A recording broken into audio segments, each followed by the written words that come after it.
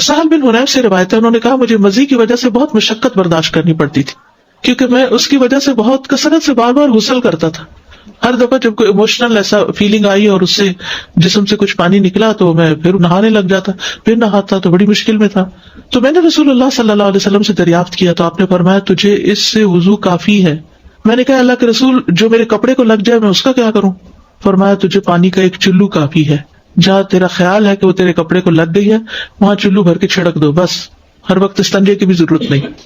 اس میں آپ دیکھیے کہ وضو ٹوٹنے میں ایک اہم اصول اگر آپ یاد رکھ لیں تو اس میں بہت سے مسئلے حل ہو جائیں، کیونکہ ابھی میں نے اس کا ذکر کیا تو آپ کہیں گے لکوریا میں کیا ہوتا ہے، تو کبھی کوئی اور بیماری کا نام لے آئیں گے، کبھی بواسیر کی بات کریں گے، کبھی کسی اور چیز کی بات کریں گے. تو ایک اہم اصول ہے کہ سبیلین سے جو کچھ بھی نکلتا ہے اس سے وضو ٹوٹ جاتا ہے. سبیلین دو راستوں کو کہتے ہیں، یعنی جو یورین کا راستہ ہے یا پخانے کا راستہ ہے اس میں سے کچھ بھی نکلے، چاہے وہ خون نکلے، چاہے وہ پانی نکلے، چاہے وہ چپکتا ہوا پانی ہو، چاہے وہ لیکوریا کہیں اس کو، کوئی بھی نام آپ اس کو دیں، یا ایون ہوا خارج ہو تو اس سے وضو ٹوٹ جاتا ہے. یہ ایک اہم ترین اصول ہے. اگر آپ کو یہ یاد رہے تو پھر ہر ایک نئے نام کے ساتھ کچھ سوال کرنے کی ضرورت پیش نہیں آئے گی. تو کچھ بھی نکلے جو جسم پر محسوس ہو تو اس کو دھو کر، یا اگر دھونے کا موقع نہ ہو تو ٹشو سے صاف کر کے.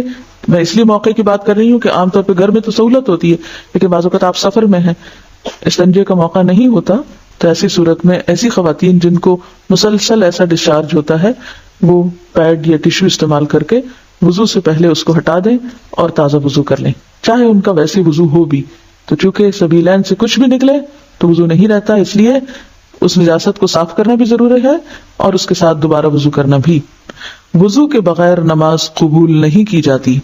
حضرت ابو ہریرہ رضی اللہ عنہ سے روایت ہے کہ رسول اللہ صلی اللہ علیہ وسلم نے فرمایا جس شخص کا وضو ٹوٹ جائے جب تک وہ وضو نہ کرے اللہ تعالیٰ اس کی نماز قبول نہیں کرتا.